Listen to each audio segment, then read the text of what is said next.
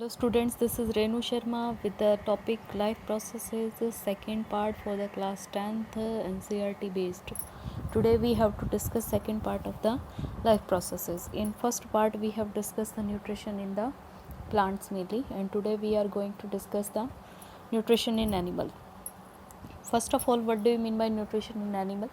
Nutrition मैं आपको remember करा देती हूँ. न्यूट्रिशन का मतलब होता है कि आप का मोड ऑफ फूड इनटेक क्या है. ठीक है, उसमें हम प्लांट्स की बात कर चुके थे कि प्लांट्स जो होते हैं वो अपना न्यूट्रिशन ओन रूप से सिंथेसाइज करते हैं, खुद ही सिंथेसाइज करते हैं, जिसे फोटोसिंथेसिस कहते हैं. ठीक है, फोटोसिंथेसिस के एक्सपेरिमेंटल प्रूफ हमने देखे थे प्रीवियस वीडियो के अंदर, और इस वीडियो के अंदर मैं आपको बताऊंगी कि एनिमल के अंदर जो न्यूट्रिशन है वो किस प्रकार से होता है. देखिए, दो तरह के मोड ऑफ न्यूट्रिशन होते हैं, एक ऑटोट्रॉपिक और एक heterotrophic. Autotrophic mode of nutrition plants में होता है मेनली, और हिट्रोट्रॉपिक मोड ऑफ न्यूट्रिशन जो है वो एनिमल्स के अंदर होता है. हिट्रोट्रॉपिक मोड ऑफ न्यूट्रिशन का मतलब होता है कि जो ऑर्गेनिज्म है वो किसी और ऑर्गेनिज्म के ऊपर डिपेंड करता है फॉर देयर फूड इनटेक. ठीक है, तो उसे हम क्या कहते हैं, हिट्रोट्रॉपिक मोड ऑफ न्यूट्रिशन कहते हैं.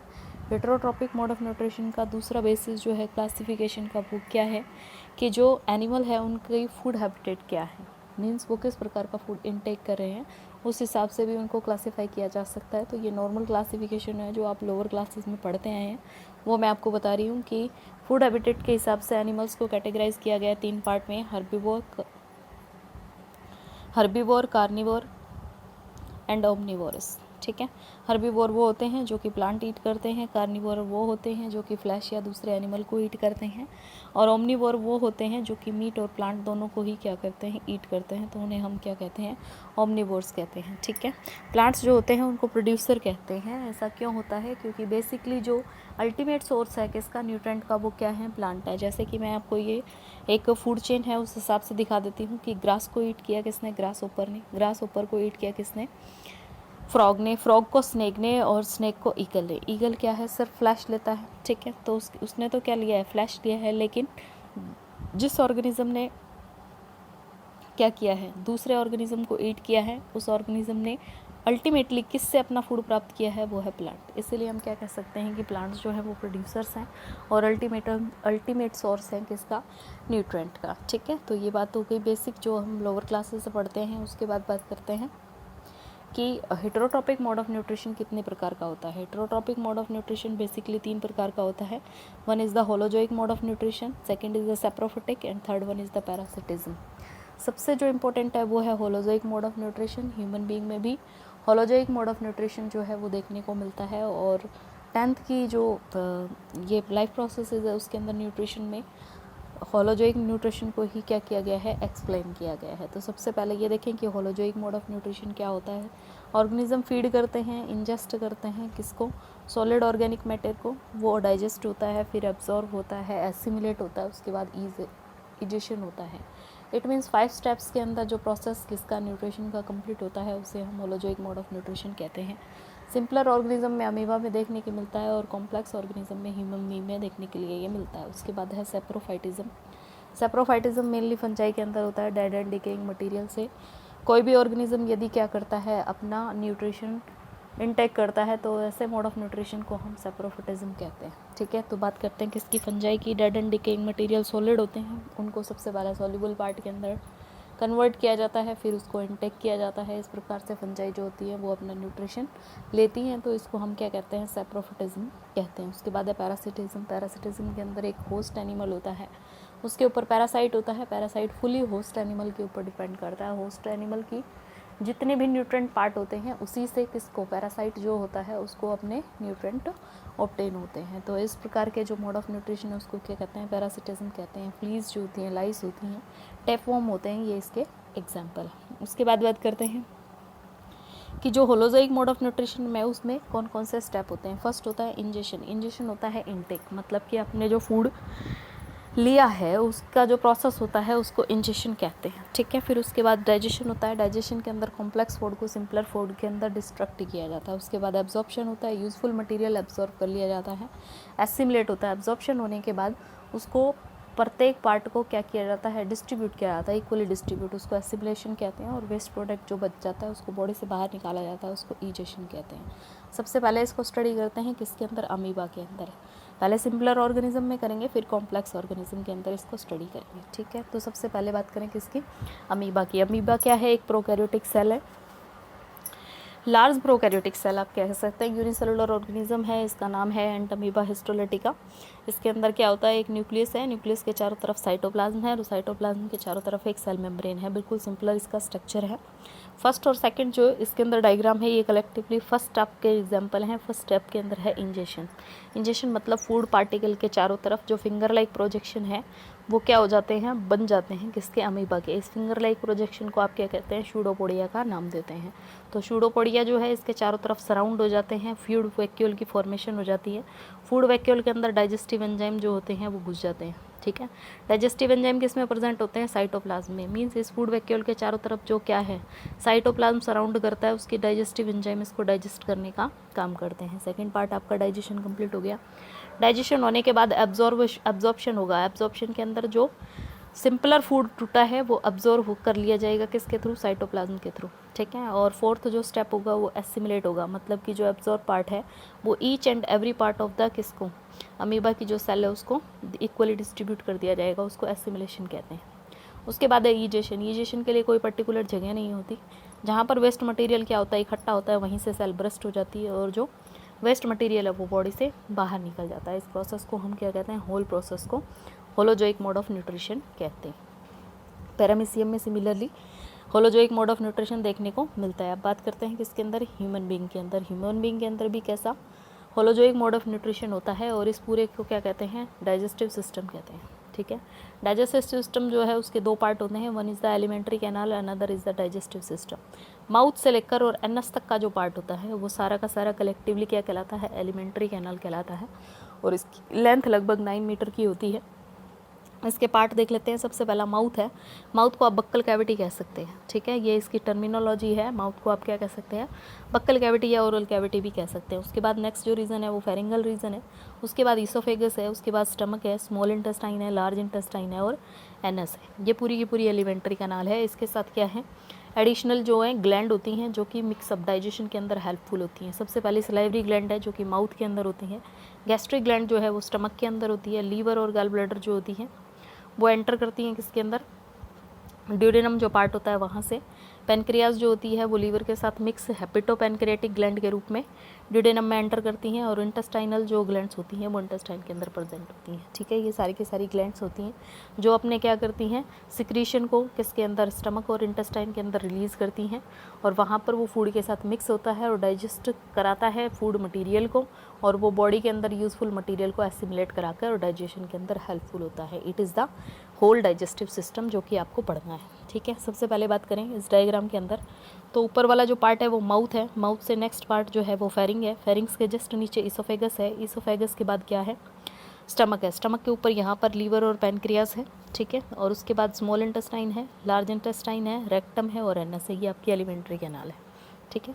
चलिए आगे देखते हैं इसके बारे में। सबसे पहला जो पार्ट है वो है माउथ, मतलब कि आपने क्या किया, फूड को हैंड से पिक किया। मीन्स जो इंजेक्शन है, इंजेक्शन के लिए आपको क्या चाहिए, हैंड चाहिए। सबसे पहली बात, हैंड से पिक करने के बाद आपने उसको किसके अंदर डाला, माउथ के अंदर डाला। डाइजेशन कहाँ से स्टार्ट हुआ, माउथ से। माउथ को ही ओरल कैविटी या फिर बक्कल कैविटी का नाम देते हैं। माउथ जो है उसके अंदर 3 मेन पार्ट होते हैं, एक पैलेटाइन होता है, एक टंग होती है, एक टीथ होती है, ठीक है। पैलेटाइन जो ऊपर का कवर होता है, मीन्स जो आपका माउथ है अगर उसकी डेफिनेशन देखी जाए तो एक स्लिट लाइक अपर्चर ओपनिंग होती है जिसमें अपर और लोअर दो क्या होते हैं, लिप्स होते हैं। उनके अंदर क्या होते हैं, जा सॉकेट होते हैं, ठीक है।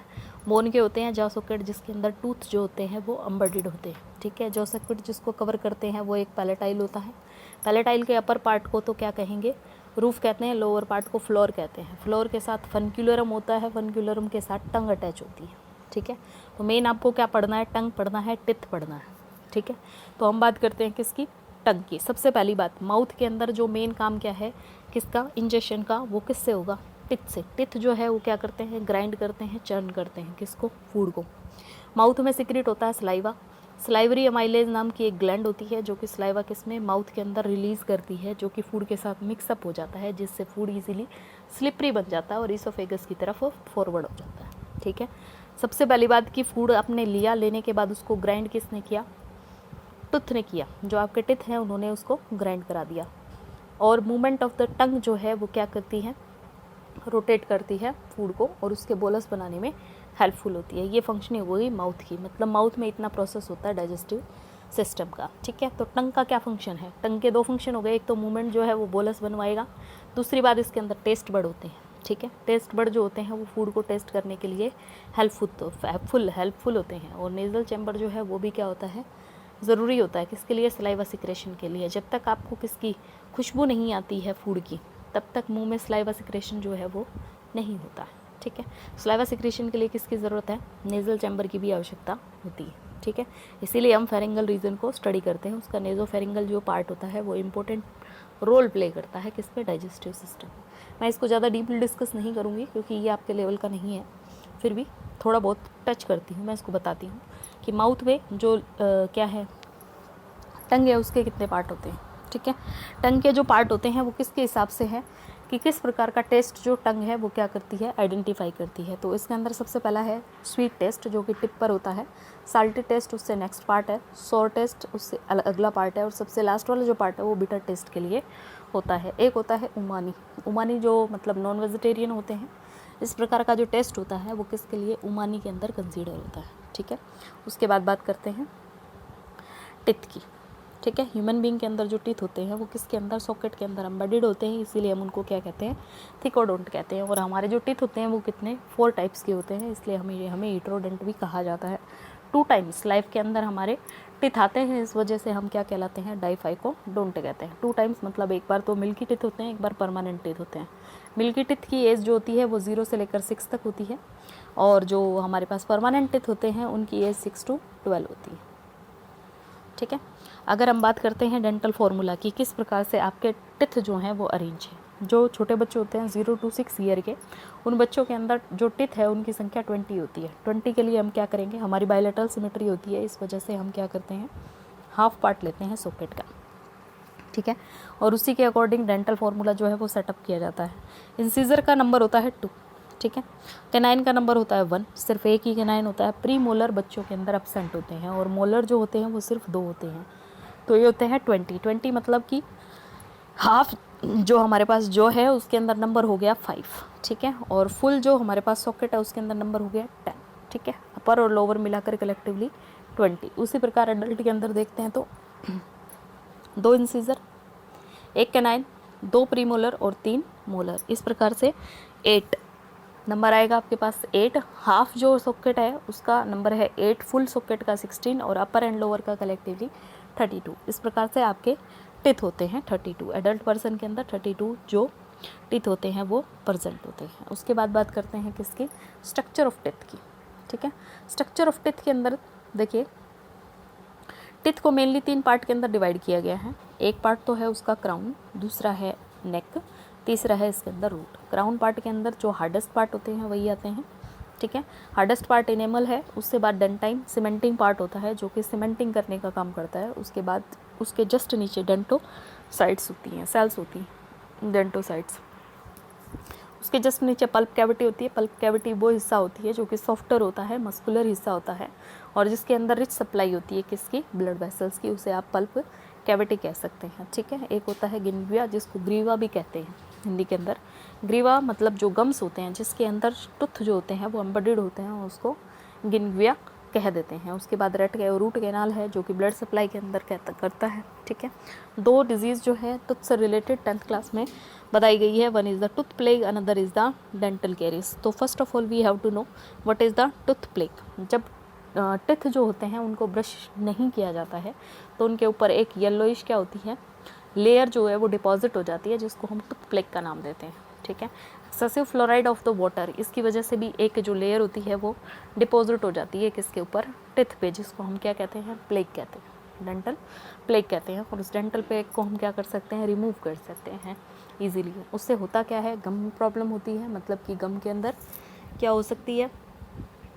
खून आना और सडन होना, इस प्रकार की बीमारियां हो जाती हैं। और प्लेग से मेनली जो स्मेल होती है माउथ के अंदर वो होती है, तो मतलब कि ब्रीथ स्मेलिंग की प्रॉब्लम इससे जनरेट होती है। उसके बाद बात करते हैं डेंटल कैरिस की। कीड़ा जिसको लग जाना कहते हैं, डेंटल कैविटी भी कहते हैं। इसका मेन कारण क्या होता है कि टूथ के ऊपर क्या प्रेजेंट होता है, कार्बोहाइड्रेट प्रेजेंट होता है, या आपने जो कुछ खाया वो चिपक जाता है दांतों में, और उसके ऊपर बैक्टीरिया जो होते हैं वो एसिड रिलीज करते हैं, और एसिड जो है वो इनेमल को डिस्ट्रक्ट करता है, because enamel is made up of calcium phosphate. ठीक है, कैल्शियम क्या है, मेटल है, मेटल एसिड के साथ रिएक्ट करता है और डिस्ट्रक्ट करता है। ठीक है, इसी वजह से जो मेटल है, कैल्शियम फॉस्फेट का जो साल्ट है वो क्या कर जाता है, डिक्रीज़ होना स्टार्ट हो जाता है, जिसकी वजह से कैरिस होता है, क्षय हो जाता है।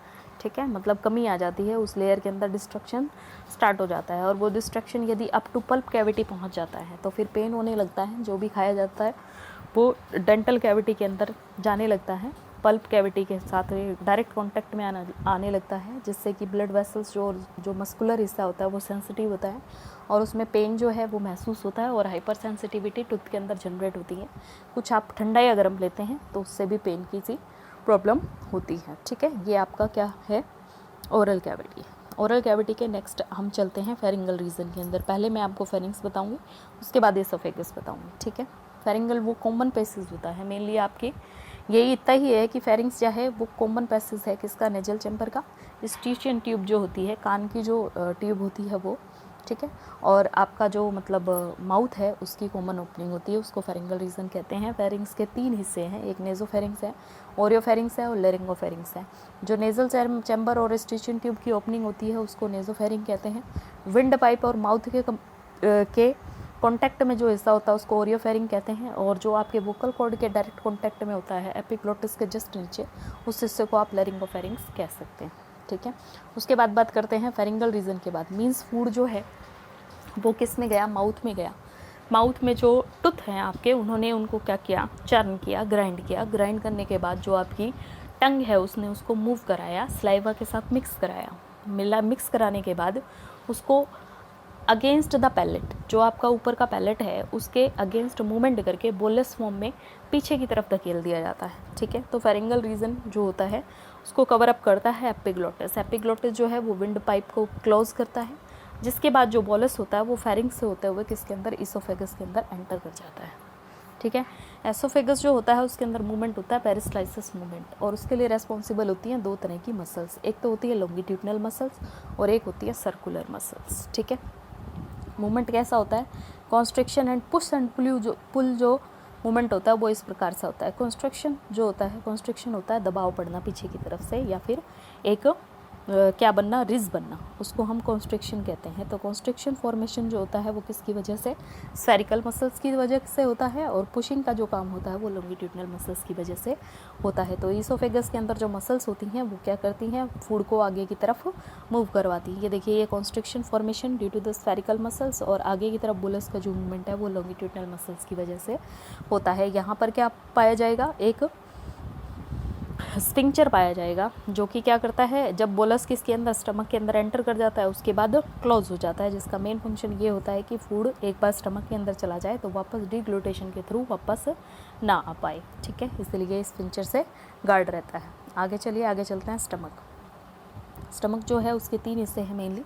इसोफेगस के बाद 3 हिस्से होते हैं स्टमक के, एक फंडस होता है, एक बॉडी होता है, और थर्ड वन पाइलोरिक। फंडस वाला जो रीजन होता है उसको आप कार्डिक भी कह सकते हैं। ठीक है, कार्डिक और फंडस रीजन आप कह सकते हैं कि फर्स्ट पार्ट कार्डिक है, उसके बाद फंडस रीजन। फंडस रीजन जो होता है वो ऊपर वाला सबसे टॉप मोस्ट पार्ट होता है, मोस्टली खाली रहता है, उसके अंदर गैस या वेपर भरी हुई होती है। ठीक है, उसके बाद जो स्टमक का बीच वाला हिस्सा होता है वो बॉडी होती है, उसके अंदर म्यूकस के रिजेस होते हैं। रिजेस क्या करते हैं, रफ सरफेस प्रोवाइड करते हैं, जिससे कि जो मसल के अंदर कॉन्ट्रैक्शन होती है, जो मतलब स्टमक की मसल्स कॉन्ट्रैक्शन करते हैं, तो फूड की मिक्सिंग किसके साथ, जो ग्लैंड्स का सिक्रीशन है उसके साथ ईजिली हो पाती है, और डाइजेशन जो है वो वहाँ पर स्टार्ट हो जाता है। ठीक है, अल्कोहल जो है वो अकेला एक ऐसा पार्ट है जो कि सीधा स्टमक के अंदर जाते ही एब्जॉर्ब हो जाता है। ठीक है, सिर्फ अल्कोहल का एब्जॉर्प्शन स्टमक के अंदर होता है, बाकी कोई भी प्रोडक्ट ऐसा नहीं है जिसका एब्जॉर्प्शन कहाँ पर होता है, स्टमक के अंदर होता है।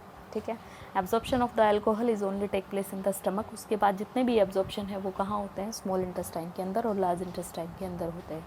ठीक है, मैक्सिमम एब्जॉर्प्शन कहाँ होता है, स्मॉल इंटेस्टाइन के अंदर होता है। और कंप्लीट डाइजेशन भी कहाँ पर होता है? मोस्ट ऑफ सब्सटेंसेस का कंप्लीट डाइजेशन स्मॉल इंटेस्टाइन के अंदर, और कुछ एक का किसके अंदर? लार्ज इंटेस्टाइन के अंदर कंप्लीट हो जाता है किसका? डाइजेशन। स्टमक के अंदर डाइजेशन जो होता है वो 70% तक कंप्लीट होता है, और स्मॉल इंटेस्टाइन के अंदर डाइजेशन लगभग 90% तक कंप्लीट हो जाता है। ठीक है, स्टमक के अंदर क्या क्या चीज़ें होती हैं? गैस्ट्रिक ग्लैंड्स होती हैं जो कि सिक्रीट करती है म्यूकस, HCl, पेप्सिनोजन, रेनिन और लाइपेज एंजाइम। ठीक है, मैं इन एंजाइम के फंक्शन आपको बताती हूँ। पेप्सिनोजन एंजाइम जो है वो प्रोटीन पे काम करता है, रेनिन जो होता है वो भी प्रोटीन पे काम करता है, लाइपेज जो है वो फैट के ऊपर काम करता है। ठीक है, म्यूकस जो होता है वो लाइनिंग प्रोवाइड करता है किसको? स्टमक को, ताकि जो HCl सिक्रीट हो वो क्या ना करे? बर्न की जो वॉल होती है उसको बर्न आउट ना करे। उस चीज़ से बचने के लिए म्यूकस की सिक्रीशन होती है। कभी HCl की कंसंट्रेशन बढ़ने से म्यूकस की लेयर जो होती है वो बर्न हो जाती है, तो अल्सर हो जाते हैं, जिसको हम पेप्टिक अल्सर के नाम से जानते हैं। तो पेप्टिक अल्सर जो होते हैं वो काफ़ी पेनफुल होते हैं। तो उस चीज़ को रोकने के लिए क्या किया जाता है? ऐसी चीज़ें जो कि HCl ज़्यादा सिक्रीट करती हैं वो बैन कर दी जाती हैं। ठीक है, तो उसको पेप्टिक अल्सर कहते हैं। ठीक है, 3 हिस्से हमने पढ़े किसके? स्टमक के। वही है स्फिंक्टर होगा जहाँ पर क्या करता है? स्टमक खत्म होके किसके अंदर? ड्यूडेनम के अंदर स्टार्ट होता है, तो उसको हम क्या कहते हैं? Small intestine. Small intestine duodenum से स्टार्ट हो जाता है, ओपनिंग होती है यहाँ पर। वही है जहाँ पर एक ऑर्गन खत्म होकर नेक्स्ट ऑर्गन स्टार्ट हो रहा है, तो हम उसको क्या कहते हैं? स्फिंक्टर से वो गार्ड होगा। ठीक है, एसिडिक मीडियम जो है, जो मीन्स जो फूड होगा वो चर्न आउट हो जाएगा। एसिडिक मीडियम की क्या रिक्वायरमेंट होती है? क्योंकि जो एंजाइम है वो उनको एक्टिवेट होने के लिए किसकी आवश्यकता है? एसिडिक मीडियम की। जब तक मीडियम एसिडिक नहीं होगा तब तक ये एंजाइम एक्टिवेट नहीं होंगे और डाइजेशन जो है वो नहीं हो पाएगा। साथ ही जो वेस्ट मटेरियल कभी कभी फूड के साथ बॉडी के अंदर चले जाते हैं, वो स्टमक के अंदर जो बैक्टीरिया वगैरह है वो किल हो जाते हैं किसके अंदर? स्टमक के अंदर जाकर। ये मेन फंक्शन है किसका? HCl और म्यूकस का, और ये आपका कौन सा रीज़न है? स्टमक है। उसके बाद बात करते हैं किसकी?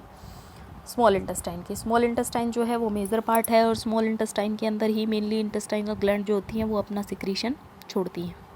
ठीक है, तो स्मॉल इंटेस्टाइन के मेनली 3 पार्ट हैं। One is the